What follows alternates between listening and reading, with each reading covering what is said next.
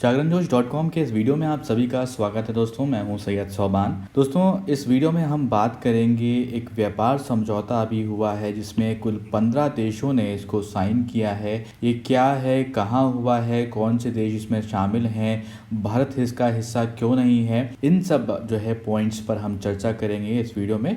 तो इस वीडियो को आप अंत तक ज़रूर देखिएगा। देखिए दोस्तों, जो आसियान देश हैं, इसे यहाँ पर आप सभी लोग समझ लें ASEAN। तो ये सब आप जानते ही होंगे, जिनको नहीं मालूम है उनको बता देता हूँ कि the association of south east Asian Nations, ये एक समिट हुआ था अभी हाल ही में, और ये आसियान के नाम से देश जाने जाते हैं। इसमें Bruny, Cambodia, Indonesia, Laos, Malaysia, Myanmar, Philippines, Singapore, Thailand और वियतनाम जो साउथ ईस्टर्न एशियन के जो देश हैं वो इसमें शामिल हैं। तो इन सदस्य देशों के और चीन के समेत कुल 15 देशों ने 15 नवंबर 2020 को विश्व के एक बड़े व्यापार समझौते, जिसका नाम है क्या, क्षेत्रीय व्यापक आर्थिक साझेदारी, जिसे कहा जा रहा है RCEP। अब ये RCEP क्या है, इसको यहाँ पर समझ लिए। तो अंग्रेज़ी में कहते हैं इसे रीजनल कॉम्प्रिहेंसिव इकोनॉमिक पार्टनरशिप। तो ये कुल 15 देशों में किया गया है। इसमें कौन कौन शामिल है इस पर हम चर्चा करेंगे। तो देखिए, ये एक वर्चुअल मीटिंग हुआ था और इसमें हस्ताक्षर वर्चुअली किए गए हैं ये कुल सारे देशों के बीच में, और इसके दायरे में विश्व भर की लगभग 1/3 जो आर्थिक गतिविधियां हैं वो आएंगी।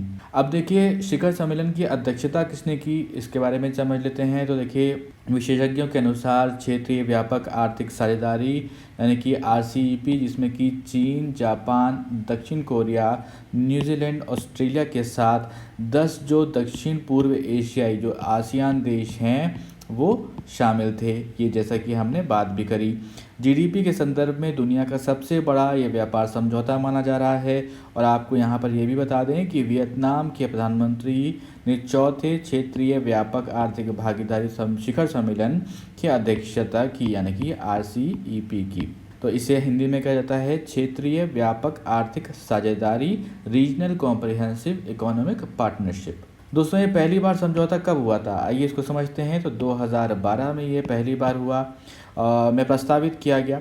इस सौदे पर आखिरकार दक्षिण पूर्व एशिया शिखर सम्मेलन जो आसियान सम्मेलन है उसके अंत में मुहर लगा दी गई थी, क्योंकि सदस्य देशों के नेता महामारी से प्रभावित अर्थव्यवस्थाओं को पटरी पर लाने के लिए इसे कारगर मान रहे थे।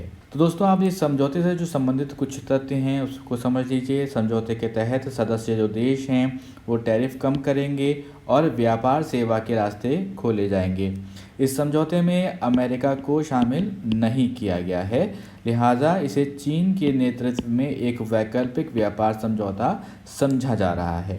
इस समझौते में आसियान के 10 सदस्य देश, इसके अलावा कौन कौन देश हैं, 15 देश हैं टोटल।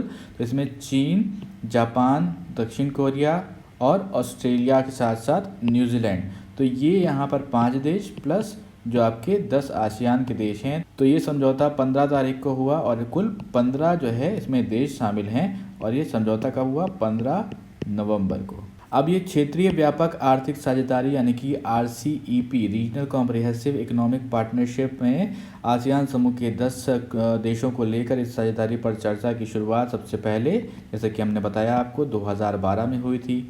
इसमें चीन, जापान, दक्षिण कोरिया, ऑस्ट्रेलिया, न्यूजीलैंड देश शामिल हैं। भारत को इस क्षेत्रीय व्यापक आर्थिक साझेदारी यानी कि RCEP पर हस्ताक्षर करना था, लेकिन पिछले साल खुद को इस साझेदारी से अलग कर दिया था। RCEP का जो लक्ष्य कंपनियों की लागत और समय में कमी लाना है। अब ये भारत ने अलग अपने आप को इस समझौते से क्यों किया वो समझिए। तो देखिए, भारत ने इस साझेदारी के तहत मार्केट एक्सेस का मुद्दा उठाया था, इसको आप ध्यान रखिएगा, इसके बारे में और डिटेल में पढ़िएगा। इस बात की आशंका जताई थी साथ साथ कि देश के बाज़ार में अगर चीन के सस्ते सामानों का दबदबा हो जाएगा तो भारत घरेलू उत्पादकों एवं विनिर्माताओं पर बहुत अधिक असर पड़ेगा उसका, खास करके जो टेक्सटाइल इंडस्ट्री, डेयरी, कृषि सेक्टर के लेकर यहाँ पर आशंका जाहिर की गई थी भारत की तरफ से। तो दोस्तों, ये थी जानकारी पूरी RCEP से रिलेटेड, इस समझौते से रिलेटेड। अगर ये जानकारी आपको पसंद आई हो तो इस जानकारी को अपने दोस्तों के साथ शेयर करें और सब्सक्राइब करें जागरणजोश.com।